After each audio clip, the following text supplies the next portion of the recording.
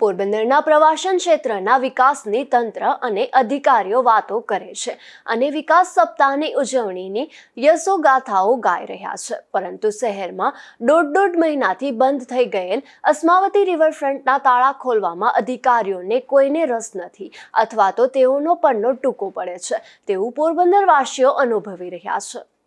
પોરબંદરમાં વર્ષ 2019માં ₹41.33 ખર્ચે પોરબંદરના પ્રવાસનને વેગ આપવા અસ્માવતી રિવરફ્રન્ટનું નિર્માણ થયું હતું અને 2 ઓક્ટોબર 2019ના રોજ એ સમયના મુખ્યમંત્રી વિજય રૂપાણીના હસ્તે તેનું લોકાર્પણ કરવામાં આવ્યું હતું અને આ ફરવાલાયક સ્થળની વ્યવસ્થિત જાળવણી થાય તે માટે તેમાં વિનામૂલ્યે પ્રવેશને બદલે ₹10 જેવો ચાર્જ રાખવામાં આવ્યો હતો અને તેનો કોન્ટ્રાક્ટ ફાળવી દેવાયો હતો, જે પૂર્ણ થયા બાદ કેટલાક મહિનાઓ માટે તેને તાળા મારી દેવામાં આવ્યા હતા. ત્યારબાદ લોકોની રજૂઆત અને રોષ જોતા ઉનાળુ વેકેશનમાં તાળા ખોલી નાખવામાં આવ્યા હતા અને લોકોને વિનામૂલ્યે પ્રવેશ મળતો હતો, પરંતુ ફરીથી છેલ્લા દોઢેક મહિનાથી અસ્માવતી રિવરફ્રન્ટને અલીગઢી તાળા લાગી ગયા છે અને સ્વાભાવિક રીતે તે હજુ નવું ટેન્ડર બહાર પાડીને અન્યને ફાળવણી કરવામાં આવી નથી ત્યાં સુધી પોરબંદરનું તંત્ર તેને ખોલવામાં માનતું નથી.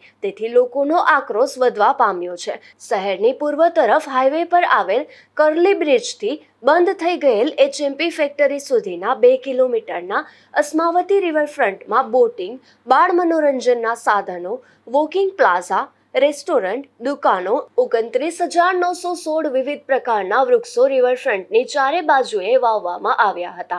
તેમાં ખાસ કરીને 309 પામ વૃક્ષો, 100 નાળિયેરી અને અલગ અલગ પ્રકારના ગુલમહોર સહિતનો સમાવેશ થયો છે.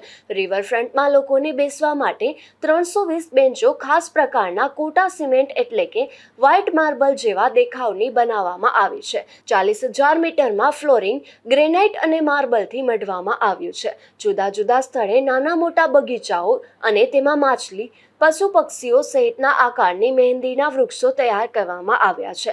મેડિટેશન સેન્ટર, બાળકો માટે અલગ અલગ વિભાગમાં રમતગમતના સાધનો, લસરપટ્ટી અને ઝૂલા રાખવામાં આવ્યા હતા.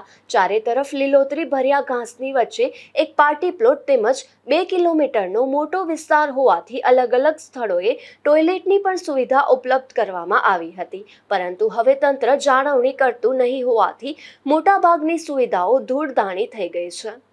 નિપુલ પોપટ સાથે અશોક થાનકી, ગુજરાત ન્યૂઝ, પોરબંદર.